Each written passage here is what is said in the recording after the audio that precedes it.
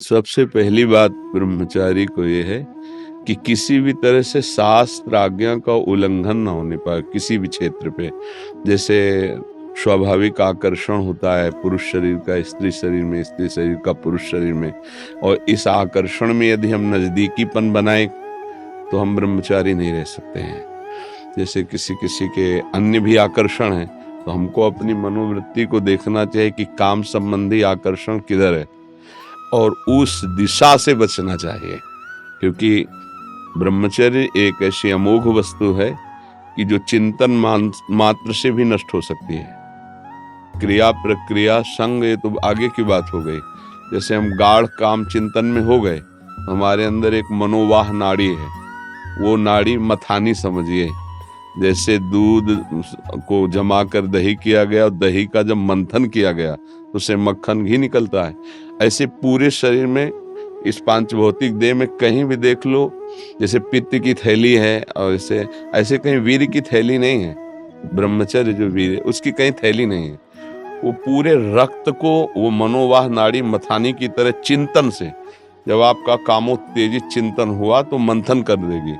अब मंथन कर दिया तो फिर लघु शंका में, स्वप्न दोष में किसी न किसी तरह वो निकल जाए। अखंड ब्रह्मचारी जी के लिए चिंतन भी रोकना है, क्योंकि ध्यायतो विषयान, जहां हम विषयों का ध्यान किया, संगस्तेषु उपजायते, उसमें आसक्ति पैदा होगी, फिर क्रियाएं आगे होने लगेंगी। तो हमारा जिधर काम आकर्षण है उनके संग से, उनके संभाषण से बचे। सबसे पहला कर्तव्य जीवन में ब्रह्मचारी को कभी भी सानिध्य प्रगट में या एकांत में काम संबंधी चेष्टाओं का नहीं करना चाहिए। बिल्कुल किसी भी बहाने से संभाषण, किसी भी बहाने से स्पर्श, किसी भी बहाने से चित्र आदि देखना, वो आजकल मोबाइल भी होते हैं तो मोबाइल आदि में, क्योंकि कामोत्तेजना जब चढ़ती तो वही विषय हमें अच्छा लगता है, तो उस विषय का किसी भी तरह से हम पोषण ना होने दें। ये पक्की जीवन की बात समझ ले। अगर ब्रह्मचर्य रहना है तो विपरीत आकर्षण जो हो रहा है उससे हमें दूरी बना के रहना। अगर तनिक भी सिद्धि कोई दिखाए तो गिर ही जाएगा, वो भ्रष्ट ही हो जाएगा। और जब ब्रह्मचर्य रहा जाता है तो उसको सुविधा माया देती है ब्रह्मचर्य नष्ट करने की, ये बैठालना चाहिए। जैसे आप नियम लिए कि मैं आजीवन ब्रह्मचारी रहूंगा, तो आपको पक्की सुविधा एक समय आएगी कि आप आराम से भोग लीजिए, कोई नेगेटिव नहीं, कोई नकारात्मक सोच भी नहीं आएगी। आप उसको स्वीकार करें, क्योंकि आपके व्रत को भंग करने के लिए माया ऐसी सुविधा देगी। आपको ऐसी सेवा मिलेगी या आपकी ऐसी सेवा होगी। कई तरह के विधान पेश किए जाते हैं विपरीतता अंदर पैदा करके भ्रष्ट करने के। तो साधक जीवन भर इस बात से सावधान रहे यदि नैष्ठिक ब्रह्मचर्य। दूसरी बात, जब हम स्नान करें तो नाभि देश को बहुत ठंडा करें। ठंडे जल से नाभि देश में, यहाँ से जल को कई बार ऐसे डालें। और कभी भी किसी भी तरह से हम उन इंद्रियों को किसी भी तरह से ना छेड़ें जिनसे हमारा ब्रह्मचर्य नष्ट होता है।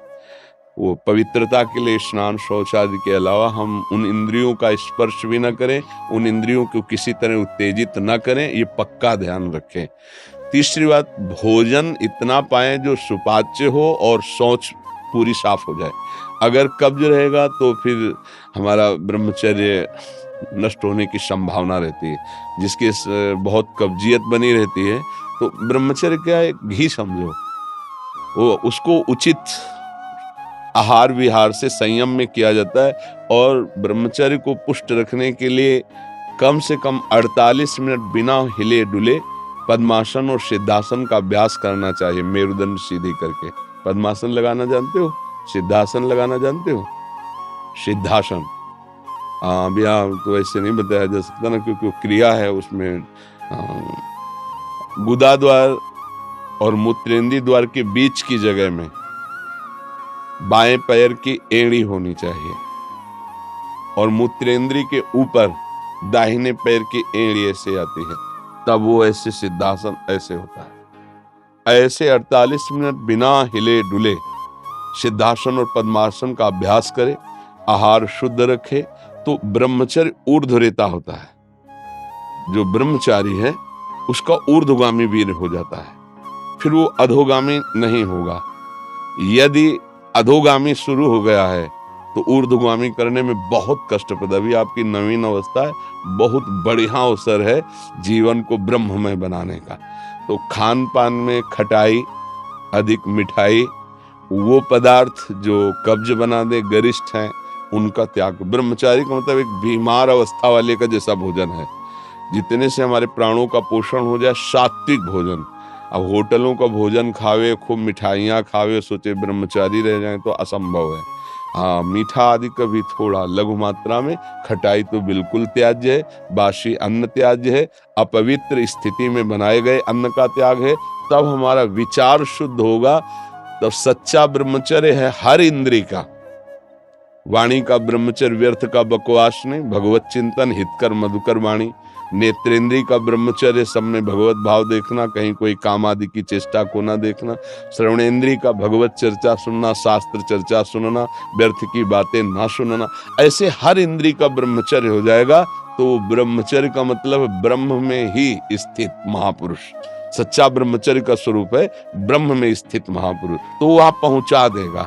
ब्रह्मचर्य बहुत आवश्यक है, सबको आवश्यक है। गृहस्थ में उचित ब्रह्मचर्य है, विरक्त में नैष्ठिक ब्रह्मचर्य है, आजीवन ब्रह्मचर्य। जो ब्रह्मचर्य का महत्व नहीं रखते हैं उनका जीवन कूड़ा हो जाता है, उत्साहहीन, और कई तरह के ऐसे महान दोष उत्पन्न हो जाते हैं ब्रह्मचर्य की हानि से। तो ब्रह्मचर्य की हानि ना होने पाए ऐसा आहार, और शयन करने में दाईं करवट का ज्यादा प्रयोग करें, दाईं करवट का। और शयन 5 घंटे से अधिक नहीं, 24 घंटे में 5 घंटे शयन पर्याप्त है। फिर आगे चल करके तो और संयम हो जाता है। जैसे अपने लोग 8 या 9 के बीच में शयन करते हैं, 12 बजे बैठ जाते हैं। किडनी खराब है फिर भी उसका आश्रय लेकर के, जैसे अभी ये आश्रय इसीलिए इसका लिए हुए हैं कि उस पर वजन न पड़े। नहीं, ये सब थोड़ी आवश्यकता है, सोफा और तकिया इनकी थोड़ी आवश्यकता है अपने यार। अब ऐसे बैठे तो फेल किडनी है, वो जो सेवाएं बन रही वो नहीं बन पाएंगी। तो हर समय जब आप बैठे तो मेरुदंड सीधा, इसका ध्यान रखें, आगे नासाग्र दृष्टि रखें और सावधानी से शयन करें। शयन करते समय बड़ा खतरा है। शयन के समय हमारी इंद्रियां और मन बहुत चंचल होता है। उस समय अगर ब्रह्मचारी भगवत चिंतन करते हुए, उसको नींद से मतलब नहीं है, तन्मयता धारण करते हुए नींद में चला गया तो बच जाएगा। अगर कहीं उस समय वो छूट दे दी और पास में मोबाइल है तो कभी ब्रह्मचर्य नहीं रह सकता। मोबाइल आप रखते हैं? रखना तो होता है। सत्संग ये सब सुनते हैं? हाँ, सत्संग सुनते, पर है बहुत खतरा पास में रहने पर। क्योंकि देखो, जो शास्त्रीय पद्धति है, गोस्वामी जी कह रहे हैं, तुलसीदास जी, जो चाहे आपन कल्याणा, सुजस सुमति शुभ गति शुभ नाना, सो पर नारी लीलार गोसाई, तजो चौथी के चंद्र की नाई। जैसे चौथ के चंद्रमा को देखने के लिए कलंक बताया जाता है, ऐसे बोले माताओं बहनों की तरफ एकाकार दृष्टि करके देखोगे तो तुम्हारे अंदर दोष उत्पन्न हो जाएगा। महापुरुषों ने जो कहा है कि अगर शुभ गति चाहिए, शुभ कल्याण चाहिए, तो इनके चरणों की तरफ देखो। भाव तुम्हारा शुद्ध रहेगा। बात करनी तो ऐसे बात कर लो, ऐसे बात करोगे तो हिम्मत नहीं है, कहीं ना कहीं मन हमारा फिसला सकता है, कहीं ना कहीं हमारे अंदर दोष दर्शन आ सकता है। तो इन सब विशेष बातों को तो ध्यान में रखना। और सबसे खास बात है कि हर समय नाम जप करना है।